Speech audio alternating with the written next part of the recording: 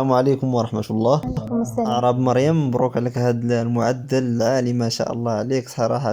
راك شرفتينا، تبارك الله عليك، الله يعطيك الصحة. شكرا، بارك الله فيك. مريم، سؤالي الأول: ماذا كان إحساسك عند رؤيتك لهذا المعدل ما شاء الله؟ لقد كنت مصدومة في البداية، لكنني أحسست بسعادة غامرة.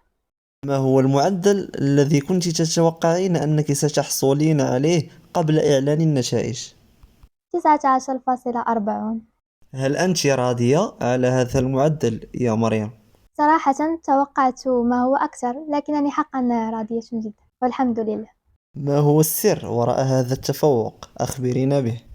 الاجتهاد بعد التوكل على الله عز وجل. ما هي نوعية الكتب التي تقرأين خلال رحلتك الدراسية هذه السنة؟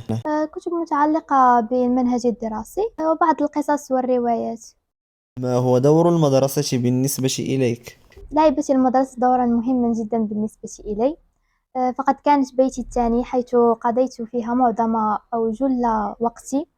وقد ساعدتني على تقوية حسي الانضباط والمواظبة واحترام والالتزام بالقوانين والمواعيد. ما هي موادك المفضلة؟ جميعها. ما هي هوايتك؟ لدي هوايتان، أحدهما الرسم والأخرى هي قراءة. ما نصيحتك للمقبلين على الثالثة إعدادي؟ التلاميذ المقبلين على السنة الثالثة إعدادي إن شاء الله، أنصحهم بالاجتهاد والانضباط والتركيز داخل القسم. ولابد من الاجتهاد في المنزل طبعا. كما وجب الأخذ بالأسباب والتوكل على الله عز وجل. ما هو طموحك المستقبلي؟ ليس لدي طموح محدد مستقبلا، لكن حاليا أتمنى أن أقبل في ثانوية التميز بنجلي. لمن تهدي هذا النجاح؟ لجميع أفراد عائلتي، وللأساتذة، إضافة إلى الأطر الإدارية. كلمة في حق المدرسة. أوجه عبارات الشكر والتقدير والاحترام للأطر الإدارية والتربوية العاملة بإعدادية الشهيد حسن صغير. وأريد شكر أساتذتي ومدير المؤسسة، خاصة أساتذتي الذين درست عندهم سنوات الثلاث. فقد كانوا خير مثال وقدوة لي، وسيظلون العمود الداعم لي، فشكرا لهم. وكلمة للعائلة. أشكر جميع أفراد عائلتي، خاصة والداي وجداي وأعمامي، فقد كانوا يقدمون الدعم لي دائما ولم يتركوني أبدا. قد كانوا يخففون علي أوقاتي الصعبة ويجعلون منها أوقاتا سهلة مرحة. الآن ننتقل لأسئلة خارج سياق الدراسة. رأيك حول المنتخب المغربي وما حققه في قطر؟ إنجاز ناضج. المرأة بالنسبة لك؟ هي عمود المجتمع. والرجل؟ سند المرء. سيد أخنوش. رئيس الحكومة. رأيك في الوداد والرجاء؟ مميزين. وجبة الكسكس. طعامي المفضل. كلمة أخيرة. أتمنى التوفيق للجميع، أبارك للناجحين، وأرجو للراسبين حظا موفقا في السنة القادمة. مريم أعراب، بالنسبة لنا حنا في العائلة ديالنا لا الصغيرة ولا الكبيرة هي غنية عن التعريف. هي كانت دائما مصدر ديال الإلهام ديال العائلة ديالنا منذ الطفولة ديالها، يعني منذ الابتدائي، يعني المستوى البريمير إلى حد اليوم، فما خيبتناش الحمد لله، وهي دائما متألقة ودائما يعني متفوقة، يعني دائما كتقلب على ماشي تكون الأولى من الأوائل باردون، ولكن تكون هي الأولى، والحمد لله ما خيبتناش، دائما كتكون هي الأولى، وحنا فخورين جدا بها وفرحانين بزاف بزاف بزاف عاد بطبيعة الحال. هل لديكم تنبؤات مستقبلية في شأن التلميذة مريم؟ حنا بالنسبة لنا مريم في المستقبل يعني كنبغيو نشوفوها في داك المسار اللي بغات تحدو هي. فلحد الان دابا من كاتريام راني غطلع الليسي، مازال ما تحداش المسار، ولكن اكيد ان عندها طموحات وعندها افاق، وحنا اي مسار غادي تختاروا باش تمشي فيه حنا متاكدين ان شاء الله انها تكون متفوقه وتكون الاولى، وغادي دائما غادي تبدع في المسار ديالها اللي غادي تختار، وغادي تكون من المتفوقين، وحنا دائما غندعموها كيف ما كان الاختيار ديالها من هنا لقدام. شكرا سي عبد الغني على هذه الاستضافة. أنا اللي كنشكركم، وكنشكروا جمعية الآباء ديال المؤسسة الشهيد حسن الصغير، المتمثلة في السيد عبد الواحد الكاتب العام. وكنشكروا كذلك الأخ الأستاذ سي سفيان على المجيء ديالو. كنشكركم جزيل الشكر على هذه الالتفاتة الطيبة وعلى المجيء ديالكم. حنا اللي فرحانين، حنا اللي فخورين أنكم جيتوا عندنا ودرتوا هذه الالتفاتة. بطبيعة الحال ما كنساش أنني نشكر جميع الأطر التربوية والناس ديال الإدارة وكاع الناس اللي ساهموا بالمجهودات ديالهم على ان مريم يعني تمشي مزيان في المسار ديالها، وهي الحمد لله متالقه.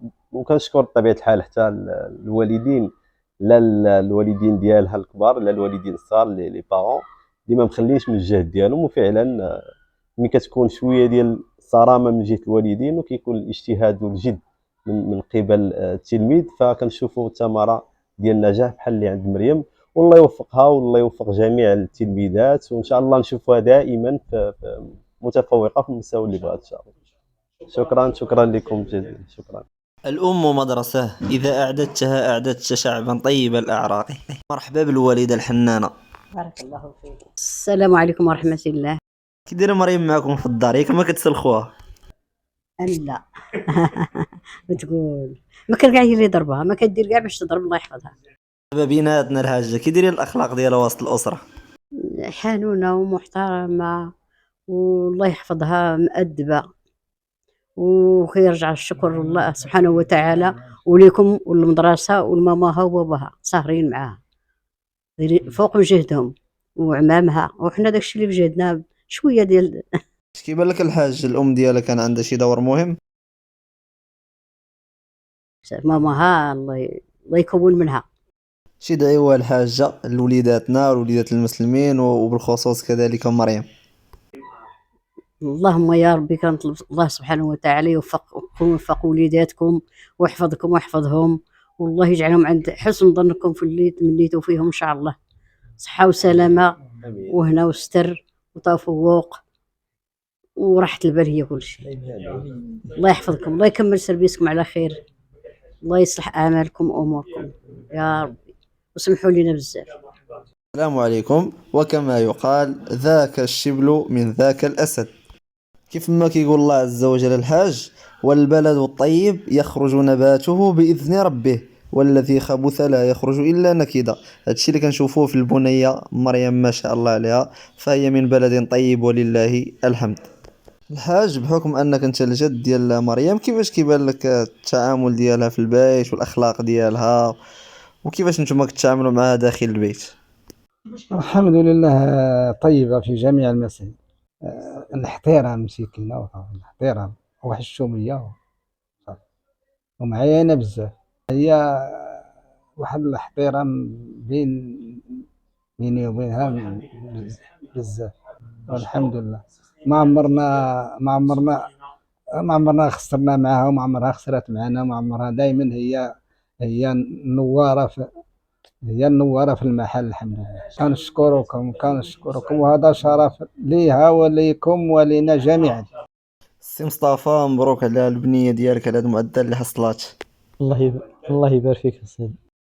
قول لنا الله يجزيك بخير، كيفاش كان الاحساس ديالك ملي سمعتي البنيه انها حصلات على معدل يفوق 19 ما شاء الله عليها؟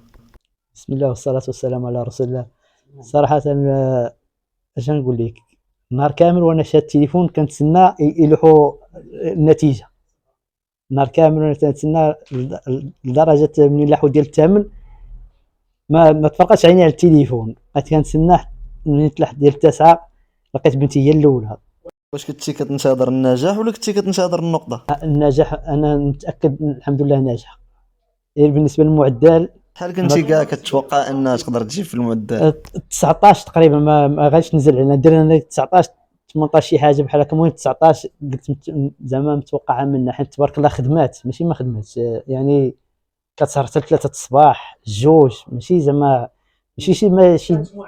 ماشي شي وحده اللي كتكاسل ولا ما عندهاش زعما الوقت. خاصني الناس مال 12 صافي هي وقت مساله الحفاظه ديالها، هي 12 الوحده. بعض المرات كنفيق انا مع 2 3 كنلقاها باقا شاده الكتوبه باقاش على الضو، تنقول لها بنتي بارك عليك سير، تقول لي لا بارك باقي واحد شويه بابا، خلينا نكمل واحد 2 تمارين نزيد واحد هذا. كدير مسكينه كتوجد تستعد الامتحان. زعما عده مرات كنفيق في الليل وكنلقاها باقا سهرانه. ماشي شي يومين متابعه ولا 3 ايام تقريبا. هذه قبل الامتحان تنقول لها يعني الامتحان خاصك ترتاحي، تقول لي لا باقي لي واحد شويه ان شاء الله غادي نكمل، غير سيت نعس بابا انا غادي من جد وجد وجد ومن زرع نزرع. حصد. الحمد لله. فعلا فعلا من اراد العلا صار الليالي. والله يكمل عليها ان شاء الله. كلمة أخيرة سي مصطفى في الحق البنية ديالك والعائلة والمدرسة. صراحة الوالدين الحمد لله ما مخلينا مخصصين حتى حاجة وموفرين لنا الجو ولا لينا ولا ليها حتى هي. بالنسبة للأساتذة كنشكرهم كاملين تبارك الله. في المستوى كاملين هاد الأساتذة ديال الإعدادية الشهيد حسن الصغير، مستوى كاملين تبارك الله. كنت كنسولها بنتي ياك ما زعما شي أستاذ ما كيوصلكش المعلومة ولا ما كيفهمكش، يمكن لي أنا مثلا نزيد لك شوية في هاد المادة زعما بلا ما تعصبي ولا تحتاجي انك زعما تحرجي راسك مع الاستاذ، الا ربما تبغي تطلبي منه انه يفهمك وساله الحصه، يقدر ربما يكون هو عنده ظروفه. نقدر انا مثلا نزيد لك شي سوايع في شي حاجه تقول لي لا ابدا عمرها ما زادت دقيقه عن شي حد. اجتهاد راسها. وشكرا للاساتذه بزاف لانهم تما عطوها دفعه باش دعم باش تحفظ باش تحفظ وباش تكون تستعد للامتحان مزيان. وكان الاساتذه تبارك الله اللي بذلوا مجهودات من قربوا الامتحانات، خذوا من وقتهم داروا الدعم الاستثنائي وخذوا من وقتهم ساكن وعطاوهم زعما الدروس. كنشكرهم بزاف من هذا المنبر والله يجازيهم بخير. وشكرا لكم نتوما السي عبد الواحد عن جمعيه الاباء، وشكرا سي سفيان. الام واخا ما كانتش حاضره الحمد لله حتى هي بذلت مجهود كبير كتسهر معاه حتى هي، والحمد لله النتيجه كما كتشوفوها الحمد لله فرحتنا بزاف الحمد لله. ونتمنى من الله التوفيق لقدام، ونتمنى من الله انها تقبل في هذا الثانوي ديال التميز اللي كاين بن قرير. هذا هو الحلم ديالنا مسكينه، نتمنى من الله انها توفق. الختام كنشكروا العائلة ديال أعراب على الحفاوة وعلى هذا الاستقبال هذا الجيد. شكرا جزيلا لكم وجزاكم الله خيرا. عليكم السلام ورحمه الله، الله يجازيكم بخير الحمد لله.